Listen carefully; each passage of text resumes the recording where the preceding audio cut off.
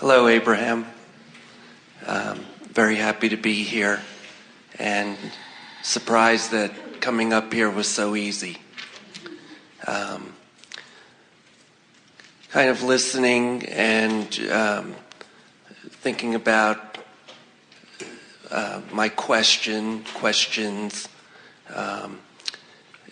Just to give you a little bit of background, I've been on this path of self-improvement, whatever you want to call it, working. My wife and I have been working at manifesting, and we've done a pretty good job of creating material things. So you're saying to us that things have been going well in spite of your work? Yes. That's a better way of saying it. Yes. But where I have the block, so to speak, is in two areas. One is in trust, but the other one is in safety. And I think the safety part... They're really the same thing, aren't they?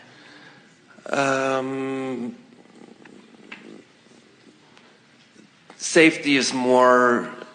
It weighs more heavy on not being safe. What we're getting at is it's the same stick, just well-being and trust on one end and protection and safety on the other. It's the same subject. Yes. One's just going with the flow and one isn't. Correct. So how does it play out in your life? It plays out the picture that came to my mind was being on the canoe, getting ready to go down the river, and standing up in the canoe, beating everybody off with a big stick. So it's kind of like... And why are they after you? Do you feel competition from them? Or do you feel disapproval from them? It's that I won't be good enough. So it's the disapproval thing. Yes. And you're beating them off, which is a good sign. We're really glad that in your mind's eye, you're beating them off with a stick rather than trying to please them. Correct. Because what that means is you're standing in this place where you are now acknowledging that it's not your role to try to please everybody else, but it's annoying you that they keep looking at you. Yes. So what we want you to understand is that if you weren't looking at them looking at you, they couldn't look at you. And you can't beat them off with a stick, if you notice. The more you try to beat them off with a stick, the more they look. Correct. So you have to look somewhere else. You have to ignore them. You have to acknowledge that they don't hold any weight in your experience. The thing that is a little tricky to understand at first, but once you get it, it is so beneficial, is hard to remember. When you live in an action-oriented world, it's hard to remember that everything that comes to you is because of your attention to it. That when you say yes to something, it comes, but when you say no to something, it comes. And even when you try to beat it off with a stick, it keeps coming, because the more you beat it, the more attention you're giving it, and the more attention you give it, the more you're attracting it. So it turns out that the things that bother you most about other people, and we've talked about this a little bit already here today, the thing that bothers you most about other people is that they don't accept you. That's the thing that bothers you most about other people. Yes. Is that they're not wise enough to get to know you and understand the depth and breadth of who you are. Correct. And we don't want to be unkind to the fickle ones that don't get to know you, but we want to say to you, you can't control, familiar word. You can't control how they feel about you, but you can control how you feel about them feeling about you. And and that's why we talk all day, every day about this vibrational gap between who you are and who you're letting yourself be, because this is what you really care about. You want to find thoughts that align with your source, not thoughts that align with the peanut gallery, because they're fickle. They're going to want different things from you under different conditions for different reasons on different days. When you try to stand on your head to please them, they'll drive you crazy. Haven't you had the experience of really wanting to please someone because their approval was beneficial to you in some way? Oh, yeah. So you knocked yourself out to do what you thought they wanted, and then what they wanted from you kept changing.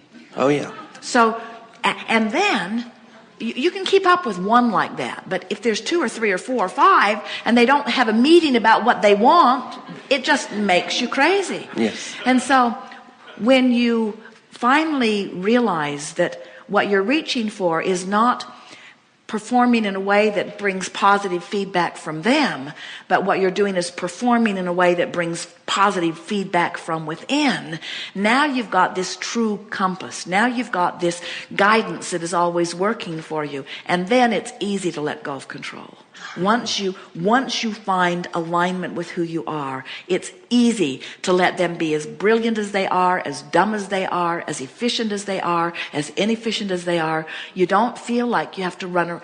Jerry and Esther have a friend that traveled with them for a while. And he was very good at what he did in terms of architecture and landscape design, and really had a wonderful eye for it. And one day he said to Esther, I just drive myself crazy because I walk around and I see a flaw there and a flaw there and a flaw there, and I think they could have done that differently and they could have done that differently, and why did they do that, and look how inefficient that is.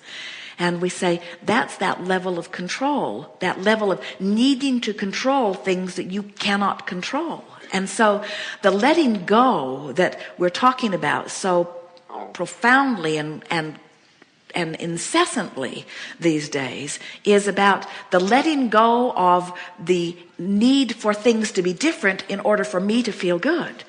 It's showing myself that I can feel good regardless of the conditions, and that is what unconditional love is. That's what you've come to live and know, you see. Esther and Jerry really like things the way they like them to be, and it's an interesting thing to watch them as they move. One of the reasons that they like their bus so much is because they can control it. They can take it where they want it to be, and they can take it there when they want to go there. And with reasonable very few problems, they are able to control their experience. The reason they have the bus is because they don't like the feeling of not being able to control the airlines and not being able to control. So all of you have this measure of wanting to control. But as we said earlier, the bigger your life gets, the more you realize you can't control. And finally, you want to turn it over to a higher power. And that higher power is the desire that you've carefully honed, and the law of attraction that never lets you down. And then you get into this attitude of trust because you believe in the law. Sometimes Jerry will say something about a condition, maybe in a hotel or a restaurant or something, and Esther will tease him and say, well, that's not a very positive expectation.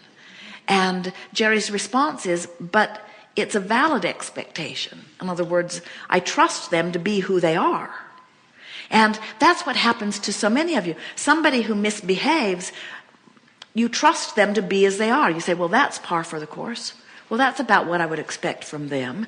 But at the same time you're saying it, you're saying, I don't like what they're choosing to do, and I can't do anything about it, and I don't like it. And we say, what a tug of war that is going on. Where if you say, I'm reaching for a higher power, I'm believing in the overall goodness of man, I'm believing in the vibrational escrow that we've all carved out, I'm trusting in law of attraction, I'm trusting in the eternal nature of my being. As you say things like that, you begin to relax more, and you begin to trust and let the well-being that is the most natural dominate your experience. Now that's funny. That's Esther's telephone that's ringing.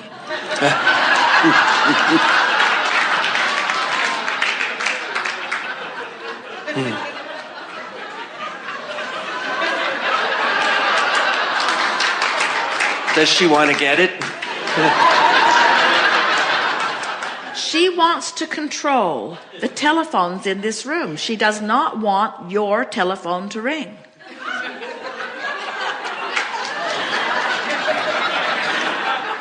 And you see where that gets her. And so you say, well, you'd think I could control my own telephone. And we say, you can't even control your own telephone. You can't buck your own current. In other words, you must let it be a vibrational experience. It cannot be an action experience.